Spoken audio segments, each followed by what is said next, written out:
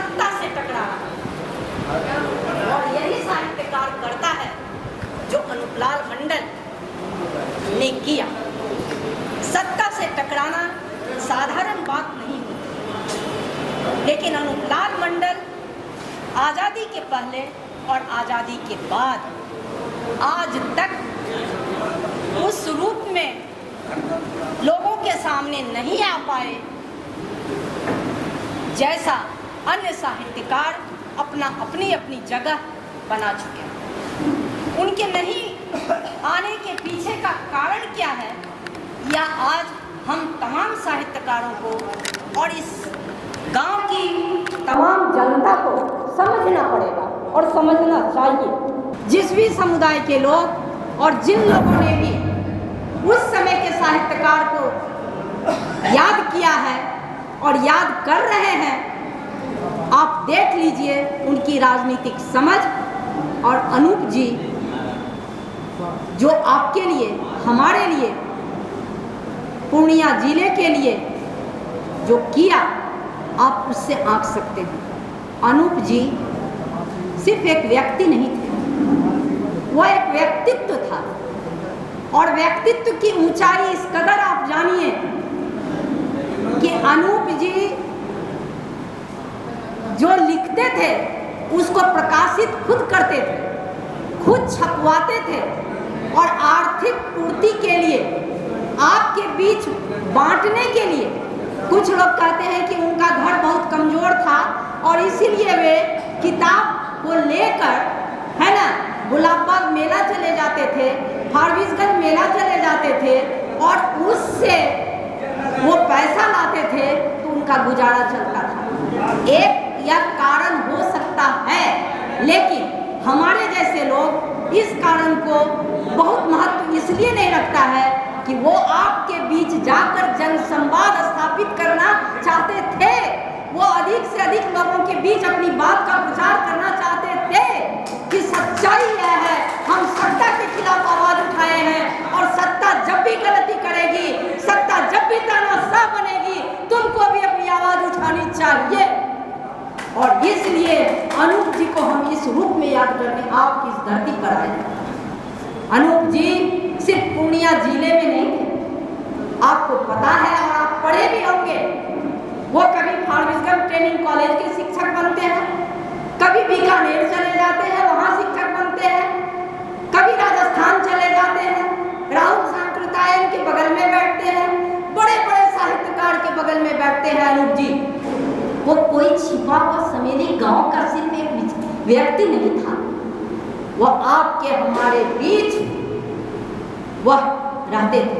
और आप इससे अंदाज लगाइए कि वह व्यक्ति साधन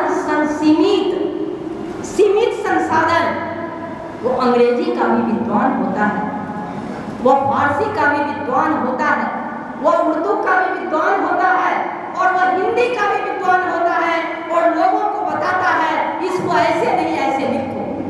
कहाँ से वह भाषा सीखे, वह कहाँ से सीखे और क्या कहना चाह रहे हैं? अनूप जी की विशालता इसमें है कि इस देश में रहने वाले लोग, चाहे वो हिंदू हो, चाहे मुसलमान हो, चाहे अरबी हो, चाहे अंग्रेज हो, सब इस देश के नागरिक हैं। हम तमाम लोगों को मिलकर रहना है, वो सिर्फ हिंदू हिंदू हिंदू नहीं है। और इसलिए वो बंगाली भी पढ़े, बंगाली में भी लिखा।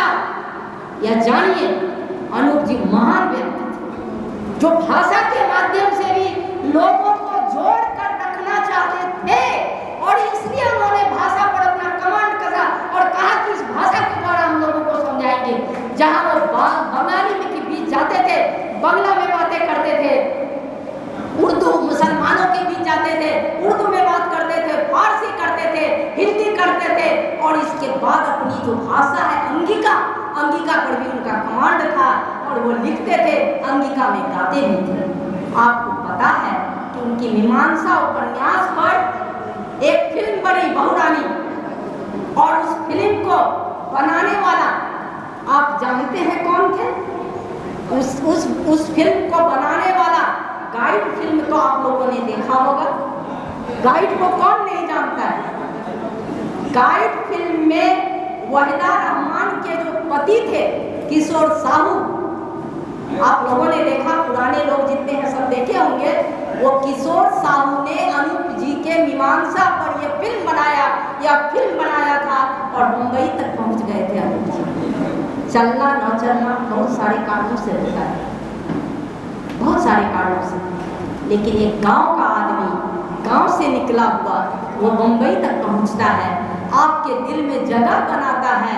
हम समझते हैं यह हम सबों के लिए फख्र की बात है, गर्व की बात है और उन्हें बार बार याद करने की जरूरत है। हम कहने आपके बीच ये आए कि अनूप जी को अगर जिंदा रखना चाहते हैं तो निश्चित रूप से हम सबों को एक बनना पड़ेगा। और अभी हमारे बड़े भाई अमरनाथ जी ने बहुत ही अच्छा किया कि पहले तो राष्ट्रगान गाए हम लोग और फिर हम लोग संविधान की प्रस्तावना इन्होंने पढ़ा।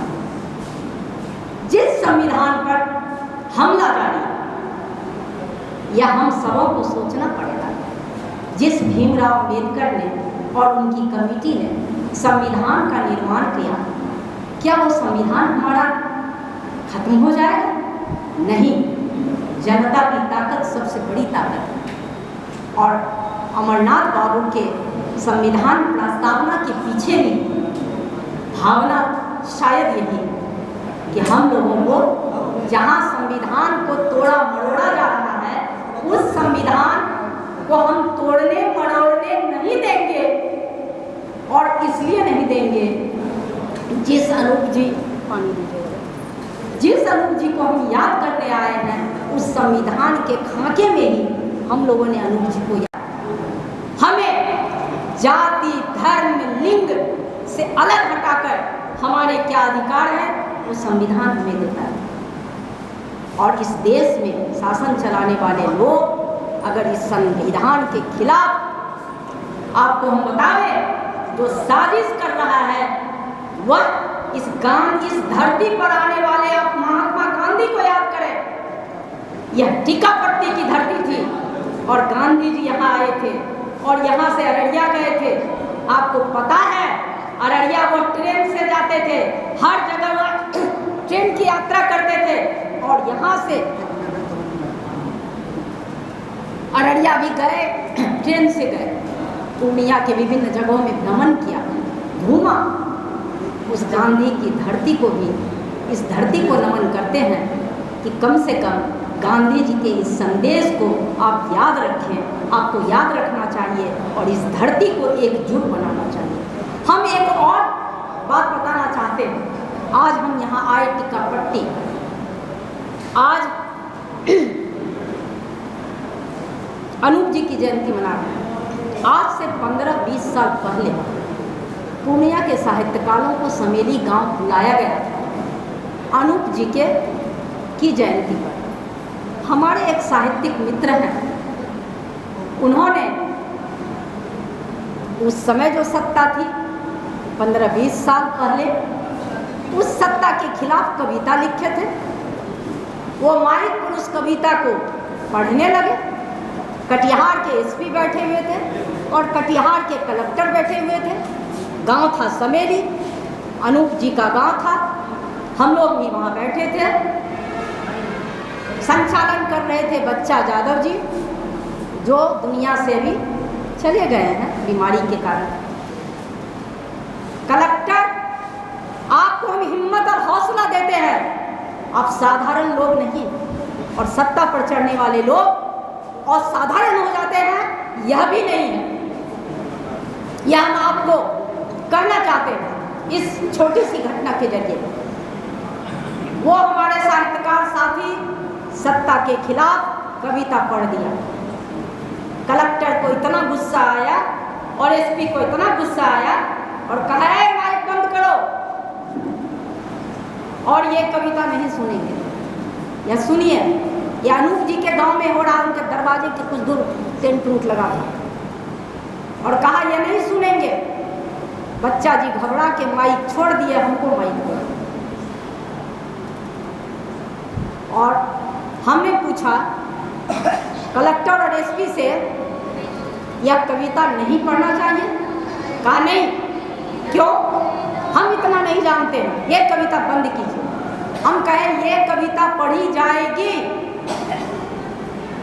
आप किसी जिला का कलेक्टर है और आप किसी जिला के एसपी हैं, हमें मतलब नहीं। यह सच की आवाज़ है और इस सच को इस साहित्यकार साथी ने उठाया है और ये पढ़ी जाएगी। और तुरंत पलट कर वहाँ जितनी पब्लिक थी, जैसे आप बैठे हैं वहाँ और अधिक था। ये तो कुर्सी है, वहाँ नीचे दरी पर लोग बैठे थे, ग्रामीण पूरे आए हुए थे। और हमने कहा कि आप लोग बताइए ये कविता पढ़ी जा सत्ता के खिलाफ है कि नहीं? उसने कहा हाँ पढ़ता है, हाँ पढ़ता है। कलेक्टर और एसपी उठ के चले गए। यह जनता की ताकत होती है और ये आज करने की जरूरत है।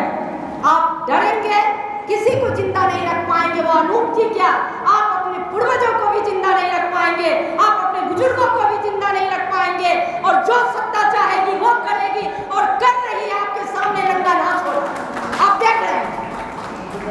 इसीलिए इन चीजों को समझने की जरूरत है कि अनूप जी को हम कैसे याद करें। यह एक उदाहरण अनूप जी का हमने एक छोटा सा उदाहरण दिया, ऐसे अनेक उदाहरण हैं। इसलिए आज हम यह कहना चाहते हैं एक बार फिर कि संविधान को बचाने की जरूरत है। अनूप जी जिंदा रहेंगे, हमारे अधिकार बचे रहें, अनूप जी जिंदा रहेंगे। हमारी भाषा बची रहे, अनूप जी जिंदा रहेंगे। हम भाईचारा जिंदा रहे, अनूप जी जिंदा रहेंगे। बचा रहे भाईचारा। हम धार्मिक रूप में, धर्म कोई भी हो, सबकी स्वतंत्रता है। मुसलमान हिंदू एक बने रहें, अनूप जी जिंदा रहेंगे और हम उन्हें याद करते रहेंगे।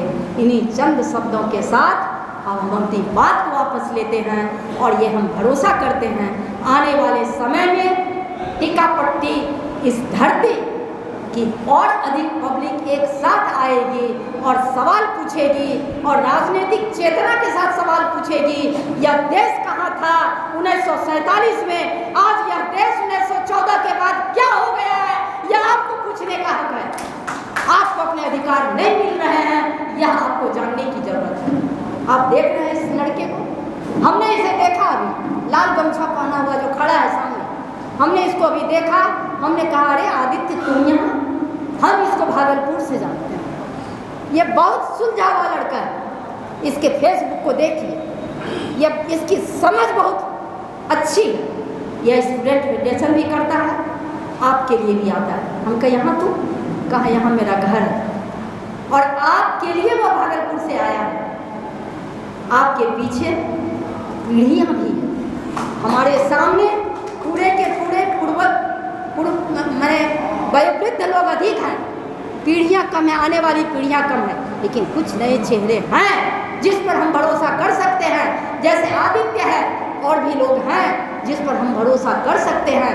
उन्हीं हाथों में अनूप जी के साहित्य को जानने की जरूरत है ताकि अनूप जी के साहित्य का प्रचार और प्रसार अधिक हो, अनूप जी को भी जाने। अनूप जी कोई राजनीतिक परिवार के नहीं, अनूप जी का बेटा लेखक नहीं बना, अनूप जी के गांव में कोई लेखक उनके बाद नहीं बना। क्या अनूप जी मर जाएंगे? फणीश्वर नाथ रेणु का बेटा भी लेखक नहीं है, फणीश्वर नाथ रेणु के घर में भी कोई लेखक नहीं बना। फणीश्वर नाथ रेणु अंतर्राष्ट्रीय स्तर के लेखक हो गए। कैसे हो गए यह आपको हमको समझना है। अगर अनूप जी को आप याद करना चाहते हैं, अगर जिंदा रखना चाहते हैं, वो किसी एक जाति के नहीं थे। हम भाषाओं के जरिए सबको बता दिए अनूप जी सबक के थे और अनूप जी सबक के बने रहेंगे। इन्हीं चंद शब्दों के साथ हम एक बार फिर अनूप जी को नमन करते हैं, इस धरती को नमन करते हैं, आप सभी बांधवों को नमन करते हैं।